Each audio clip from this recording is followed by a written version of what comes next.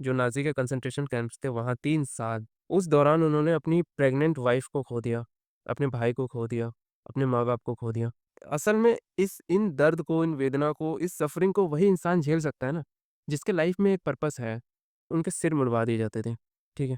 उनके कपड़े उतार लिए जाते थे और उन्हें बोला जाता था कि तुम कुछ भी नहीं हो। तुम्हा कि ये जो चिमनी आप देख रहे हो ना, जिस चिमनी से धुआँ निकल रहा है, आपकी बीवी वही है। ये जो कहानी है ना, ये कहानी 1942 की है, ठीक है? विक्टर फ्रैंकल नाम का एक ऑस्ट्रियन न्यूरोलॉजिस्ट था, न्यूरोलॉजिस्ट साइकियाट्रिस्ट, ठीक है? वो और उनके परिवार को नाज़ी कंसंट्रेशन कैंप में भेज दिया गया था, 1942 की बात है ये। उन्होंने अपनी ज़िंदगी में सबसे बुरे 3 साल डैचू जैसे कैंप्स में गुज़ारे, जो नाज़ी के कंसंट्रेशन कैंप्स थे वहाँ 3 साल। उस दौरान उन्होंने अपनी प्रेग्नेंट वाइफ़ को खो दिया, अपने भाई को खो दिया, अपने माँ-बाप को खो दिया, वो सारे मारे गए, ठीक है? सो ये कहानी का था बैकग्राउंड, ये कहानी है किसके बारे में, ठीक है? यार, उस टाइम उन कैंप्स की हालत इतनी बदतर थी ना, उस टाइम उन लोगों को इतना ज़्यादा टॉर्चर और पेन दिया जा रहा था ना, तो हमारे जो इस कहानी का जो मेन किरदार है ना, विक्टर फ्रैंकल, वो बोलते हैं कि जब इंसान एक्सट्रीम सफ़रिंग में होता है या एक्सट्रीम पेन में होता है ना, उस मोमेंट में भी इंसान जीने के लिए ना एक पर्पस ढूँढ लेता है। और असल में इन दर्द को, इन वेदना को, इस सफ़रिंग को वही इंसान झेल सकता है ना, जिसके लाइफ़ में एक पर्पस है, ठीक है? तो कहानी कुछ ऐसी थी या फिर कहानी में थोड़ा-सा आगे जाएँ, तो सबसे पहले ना कैंप के अंदर की ज़िंदगी की बात करते हैं हम लोग, कि कैंप के अंदर की ज़िंदगी थी कैसी, ठीक है? तो फ्रैंकल सिर्फ़ अपने दर्द भरे किस्से नहीं बता रहे थे, ठीक है? वो बताते थे कि ये जो सब दर्द एक इंसान के अंदर बदलाव ला रहा है, ठीक है? कुछ जो प्रिज़नर्स थे वहाँ पे, कुछ जो कैदी थे, ठीक है? वो कई सारे साइकोलॉजिकल फ़ेजेज़ से गुज़र रहे थे, ठीक है? कुल मिलाकर के इन्होंने 3 फ़ेजेज़ में डिवाइड किया था इस पूरे वाक़ये को या फिर इस पूरे प्रोसेस को, ठीक है? सबसे पहले चीज़ जो होती थी, जब उनको कंसंट्रेशन कैंप में ले जाते थे सबसे पहले, उन्हें शॉक दिया जाता था, ठीक है? आने से पहले का झटका समझ लो या फिर उन्हें ले जाते ही सबसे पहले ना उनके सिर मुड़वा दिए जाते थे, ठीक है? उनके कपड़े उतार लिए जाते थे और उन्हें बोला जाता था कि तुम कुछ भी नहीं हो, तुम्हारा कोई अस्तित्व नहीं है, तुम कुछ नहीं हो, ठीक है? उनको उनके फैमिली से दूर कर दिया जाता था, ठीक है? ये जो फ्रैंकल थे, जो हमारे इस कहानी के मेन किरदार हैं, फ्रैंकल की जो पत्नी थी ना, उनको भी छीन लिया गया था और कभी वापस नहीं आई उनकी पत्नी, कभी नहीं। एक मोमेंट इनको याद है, ये लिखते हैं अपनी किताब में कि एक कैदी था, जो धीरे से इनको जाके बोलता है कि ये जो चिमनी आप देख रहे हो ना, जिस चिमनी से धुआँ निकल रहा है, आपकी बीवी वही है। मतलब कि लोगों को ज़िंदा जला दिया जाता था और वो उस एक शख्स की ये बात सुन के ना कि ये फ्रैंकल कितना टूट गए होंगे या फिर उनकी उम्मीद कितनी टूट गई होगी, ये आप सोच सकते हो, ठीक है? तो ये पहली चीज़ थी जब उनको लेके जाते थे ऐसे कैंप में। दूसरा चीज़ ये होता था ना कि वो इमोशनली ख़त्म हो जाते थे, इमोशनली टूट जाते थे, इमोशनली बेहोश हो जाते थे, सीधी भाषा में, ठीक है? पहले झटके के बाद जो कैदी थे ना, उनमें एक इमोशनल सस्पेंस या फिर इमोशनल डेडनेस आ जाती थी, ठीक है? कोई रिएक्शन नहीं, कोई शॉक नहीं। फ्रैंकल लिखते हैं कि एक आदमी को लाइन में बात करने की वजह से, सिर्फ़ लाइन में बात करने की वजह से ना, पीट-पीट के मार दिया गया और किसी ने भी कोई रिएक्शन नहीं दिया इस घटना के बाद, ठीक है? भूख भूख जो होती है ना, भूख उन लोगों को डोमिनेट करती थी, ठीक है? सपनों में खाना आते थे उनके, गंदे सूप, कीड़े-मकोड़े, ठीक है? लोगों के जूठे छोटी-छोटी चीज़, लड़ाई-झगड़े, ये सारी चीज़ें वहाँ पे बहुत नॉर्मल थी, ठीक है? फ्रैंकल कहते हैं, मैंने देखा एक इंसान को कितना नीचे गिर सकता है और फिर भी ज़िंदा रह सकता है। मतलब आप मेंटालिटी सोचिए ना कि इतनी बदतर जगह पे, इतनी टॉर्चर भरी जगह पे भी इंसान ज़िंदा है, ठीक है? कुछ लोग अपनी रोटी दूसरों को दे कर के उम्मीद बनाते थे, ठीक है? जहन्नुम में भी कुछ देवता होते हैं, ये वही बात है, ठीक है? कि वैसे कंडीशन में भी कुछ ऐसे लोग होते थे जो शायद अपनी भूख मार कर के दूसरों का पेट पालें। इसके बाद जो तीसरा फ़ेज़ आता था ना, तीसरा फ़ेज़ ये था ना कि एक टाइम पीरियड के बाद वो आज़ाद हो गए। जैसा कि मैंने कहानी के स्टार्ट में ही बताया था, ये 3 साल वो उस जगह पर रहे। लेकिन एक अजीब-सी बात है ना, जब उन्हें आज़ादी मिली, तब वो खुश नहीं थे, ठीक है? बल्कि वो टूट चुके थे, वो कन्फ्यूज़ थे। वो रो नहीं पा रहे थे, वो खुशी को महसूस नहीं कर पा रहे थे, ठीक है?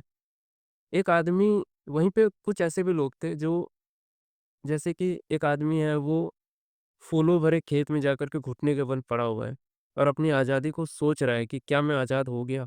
खुद से ये सवाल पूछ रहा है जबकि उसे आज़ादी मिल चुकी है। तो साइकोलॉजिकली कितना उन्हें तड़पाया गया होगा या कितना टॉर्चर किया गया होगा, आप इन 3 फ़ेजेज़ से अंदाज़ा लगा सकते हो, ठीक है? अब इसके बाद फ्रैंकल की ज़िंदगी के सबसे पावरफुल मोमेंट्स आते हैं। इसके बाद फ्रैंकल देखता है कि अब क्या? क्योंकि उन्होंने अपनी फैमिली को खो दिया था, अब उनकी लाइफ़ में कुछ नहीं था, ठीक है? तो फ्रैंकल के उसकी वाइफ़ को लेकर के काफ़ी प्यार था, ठीक है? और फ्रैंकल सिर्फ़ अपनी पत्नी की यादों के सहारे जी रहे थे, ठीक है? तो वो मतलब एक बार एक नॉर्मल सी ठंडी भरी जगह में, ठीक है? वो मतलब एक वाकया बताते हैं कि मैं नहीं जानता कि वो ज़िंदा है या नहीं। अपनी पत्नी के बारे में बताते हुए वो बोलते हैं कि मैं नहीं जानता कि वो ज़िंदा है या नहीं, पर एक चीज़ जानता हूँ, प्यार इंसान के फ़िज़िकल रूप से ज़्यादा गहरा होता है। रोशनी देने वाली चीज़ सिर्फ़ प्यार था। वो उन्हें नहीं पता था कि उसकी पत्नी ज़िंदा है, नहीं है, मर गई या फिर क्या हुआ। बट वो अपनी पत्नी के प्यार में बस ज़िंदा थे, ठीक है? उनके पास एक ही वजह बची थी, एक ही वजह बची थी जीने की, ठीक है? अब एक चीज़ होती है ना कि आपके पास जब सब कुछ चला जाए ना, तो उस मोमेंट पे आपके पास मोमेंट ऑफ चॉइस होती है, कि आपको आगे क्या करना है।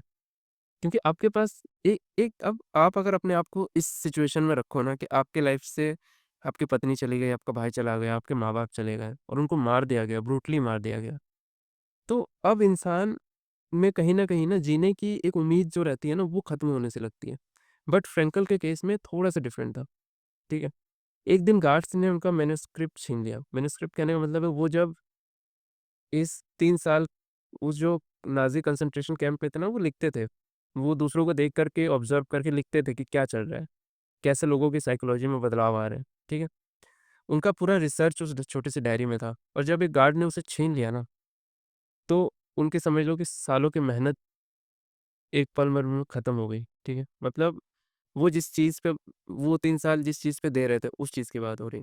लेकिन वहाँ उन्होंने हार नहीं मानी, ठीक है? अब उन्होंने लिखा ना कि अब मेरा मिशन है कि इस किताब को लिखना नहीं, जीना है। जो वो किताब वहाँ पे लिख रहे थे कंसंट्रेशन कैंप में, उतने पेन, सफ़रिंग में, ठीक है? तब उसका दर्द सैक्रिफ़ाइस बन गया, ठीक है? उनका जो दर्द था, वो सैक्रिफ़ाइस में कन्वर्ट हो गया कहीं न कहीं। उन्होंने अपने पर्सनल लॉस को छोड़ दिया, ठीक है?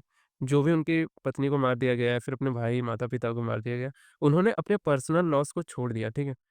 उन्होंने बोला कि अब दुनिया की मदद करने के लिए जीना है, अब दुनिया के लिए जीना है। तो जो मैं वीडियो के स्टार्टिंग में बोल रहा था कि एक्सट्रीम पेन और सफ़रिंग आपको पर्पस दे सकता है लाइफ़ में, ठीक है? उसके बाद उन्होंने एक थेरेपी निकाली दैट्स कॉल्ड लोगोथेरेपी, ठीक है? इसका मतलब है कि आप अपने दर्द को पर्पस में कैसे चेंज करो, ठीक है? कैंप से आज़ाद होने के बाद फ्रैंकल वियना वापस गए, ठीक है? अपनी टूटी ज़िंदगी को फिर से बनाया, अपने पेन को थेरेपी मॉडल में बदल के उसका नाम रखा लोगोथेरेपी, ठीक है? और लोगोथेरेपी का एक सिंपल सा मैसेज था ना या फिर वो एक लाइन में अगर उसको एक्सप्लेन करें कि ज़िंदगी में पेन से भागना नहीं है, ठीक है?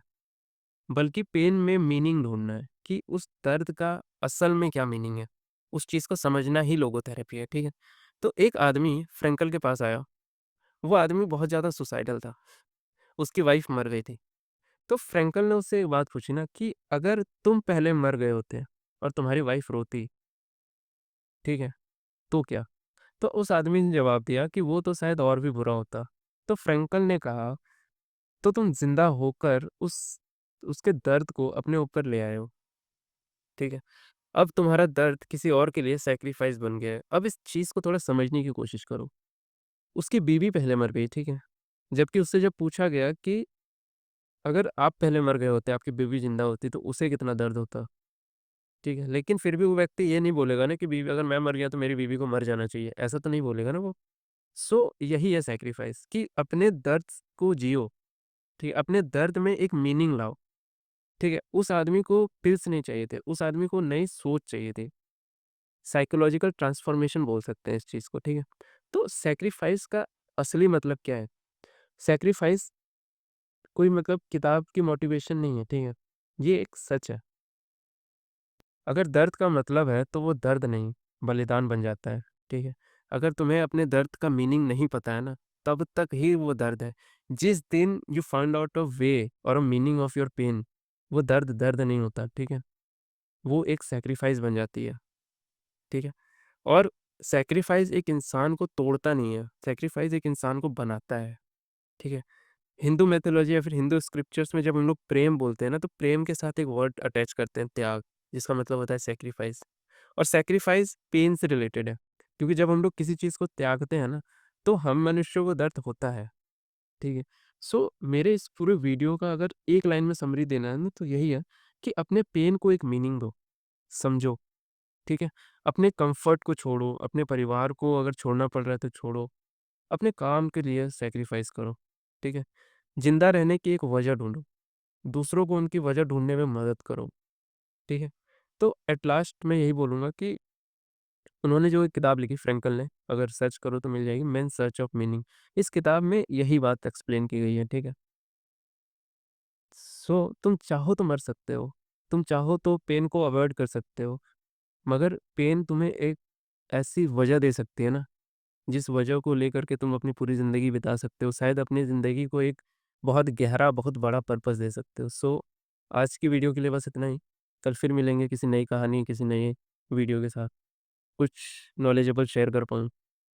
और अगेन आप लोगों से एक एक बात के लिए मैं सॉरी बोलना चाहूँगा कि यार मेरे वीडियो में जो विजुअल्स हो गए या फिर ऑडियो हो गई ना, वो मेबी शायद बहुत अच्छी नहीं है, बट मैं ट्राई करता हूँ ना कि आपको बेस्ट कंटेंट प्रोवाइड कर सकूँ, कि आप अगर मेरी वीडियो देख रहे हो तो मैं आपको कुछ सिखा सकूँ। बस मेरा यही एक मोटो रहता है, ठीक है? सो अपनी लाइफ में खुश रहिए, ठीक है? प्लीज़ कमेंट्स करिए अगर आपको लगता है कि मैं ये चीज़ कर सकता हूँ या फिर इस टॉपिक पे वीडियो बनाना मेरे लिए सही रहेगा, ठीक है? सो थैंक यू यहाँ तक वीडियो देखने के लिए।